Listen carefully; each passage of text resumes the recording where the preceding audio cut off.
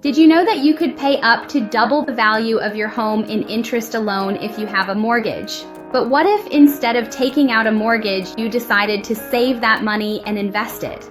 Today we're going to compare these two options, and also, if you're already stuck with a mortgage, I'll show you how to save thousands of dollars by paying less interest with simple but powerful strategies.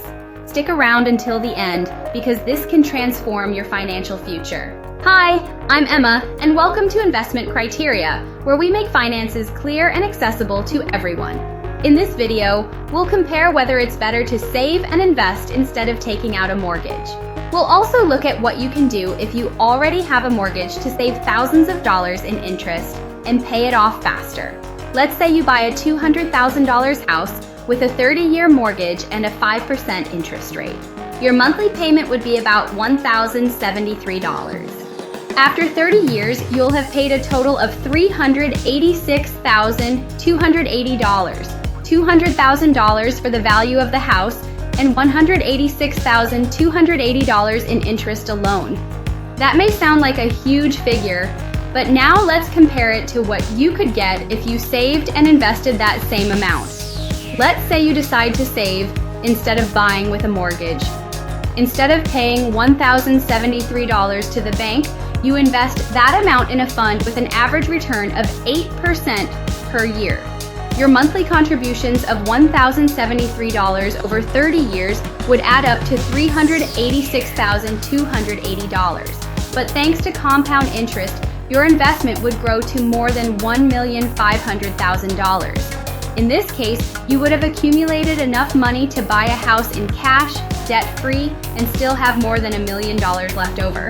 Now let's compare. 1. With the mortgage, at the end of 30 years, you have a house that has likely increased in value. If we assume a 3% annual appreciation, that $200,000 house could be worth $485,000. But in total, you will have paid $386,280, and your net gain will be less. 2. With the investment, your savings would have grown to over $1,500,000, giving you much more equity and financial options. This shows that financially, investing can be more profitable than taking out a mortgage. But what if you already have a mortgage? This is where prepayments become your best weapon to save money and reduce years of debt. Let's go back to our $200,000 30-year mortgage at 5%. If you decide to add an extra $200 each month directly to the principal, instead of paying over 30 years, you'll be done in about 23 years, and the best part, you'll save about $45,000 in interest.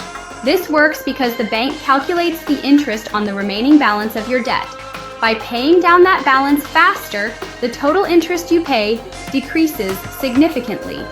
Make sure the extra payments go directly to the principal. Check with your bank to confirm WAR. Make these extra payments regularly, even if they're small amounts. Even $50 a month can make a big difference in the long run. Consider making extra payments when you receive extra income, such as bonuses or tax refunds. Of course, there are things to consider. If you decide to save and invest, make sure you choose options with returns higher than the interest on your mortgage. If you have a mortgage, calculate how much you'd save on interest and compare it to other investment opportunities before making any decisions. So, which is better? Saving and investing or taking out a mortgage? There's no one-size-fits-all answer. It all depends on your priorities, risk tolerance, and financial goals. But if you already have a mortgage, remember that you can save thousands with small advance payments and smart planning. If this video helped you, please subscribe to Investment Criteria and share this information with someone who is considering a mortgage or wants to save money. Remember, every financial decision you make today can have a big impact on your future. You are in control. See you in the next video.